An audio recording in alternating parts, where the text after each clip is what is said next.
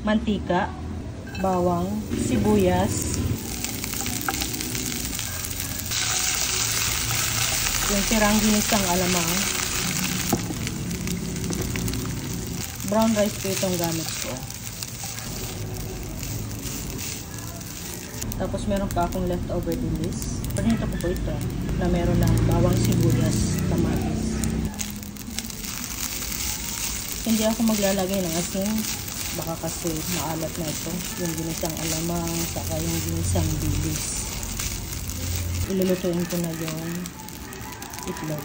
Maglagay ulit ng kaunting mantika, itlog, paminta, kaunting asin, tapos break the eggs. Mas gusto ko yung ganito para sa akin mas masarap kaysa dun sa scrambled eggs. Yan. Haluin na.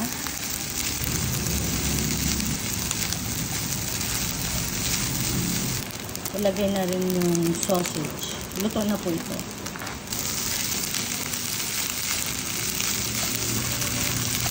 Lutuin hanggang sa luto na yung itlog at saka yung kanin ay medyo crispy na ng kaunti. Lutuin nyo po ito sa inyong kagustuhan. Okay, luto na to. Lagyan natin ng garnish na sibulino or green onions. Let's eat!